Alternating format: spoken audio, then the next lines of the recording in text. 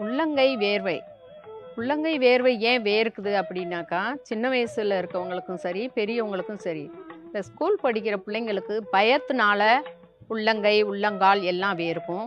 உடம்பு முழுக்க வேர்க்காது. அவங்களுக்கு ரோம கண்ணறைகள்ல சரளமா வெயிலுக்கு போகாம இருந்தாங்கனாக்கா, கண்ணறைகள் அடைபட்டுரும். அதிக கொழுப்பு சத்து உள்ள பொருள்கள் சாப்பிட்டாங்கன்னா, கொழுப்பு சத்து, எண்ணெய் சத்து உள்ளவங்களுக்கு சீக்கிரமாவே வேர்க்காது. உள்ளுறுப்புக்கள் கணையம், இருதயம், கல்லீரல், மண்ணீரல் எதுலயாவது ஒரு பாதிப்பு இருந்தால் தான் அவங்களுக்கு அந்த மாதிரி வேர்வை, அதிக வேர்வை உள்ளங்கை, உள்ளங்காலில் வேர்க்கும். அந்த வேர்வையை கட்டுப்படுத்துறதுக்கான மருந்து தயாரிக்கும் முறையை பற்றி பார்க்கலாம். வெற்றிலையும் நாவல் இலையும் அரைச்சி எடுத்துருக்குறோம்.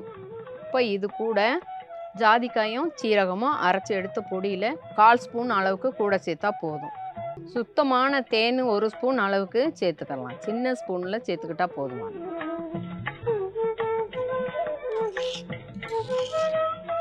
இந்த மருந்தை தயார் பண்ணிட்டு தினமும் காலையில் வெறும் வயிற்றுல சாப்பிட்டீங்கன்னாக்கா உங்களுக்கு சீக்கிரமாகவே பலன் கிடைக்கும். அந்த எண்ணெய் பண்டங்கள், வறுத்தது பொரிச்சது சாப்பிட்றது, மாமிச உணவுகள் சாப்பிட்றது, அதை நீங்கள் தவிர்த்துட்டு ஒரு 48 நாள் சாப்பிடுங்க. இது உணவே மருந்து அப்படின்ற ஒரு இதில் நம்ம வெற்றிலை பாக்கு போடுறது மாதிரி தான் உங்களுக்கு இந்த ஒரு பச்சை மருந்து அப்படின்னு சொல்லிட்டு நீங்கள் பெரியவங்களாக இருந்தாலும் சின்னவங்களாக இருந்தாலும் பயப்பட வேண்டாம். வெறும் வயிற்றுல நீங்கள் சாப்பிடுங்க.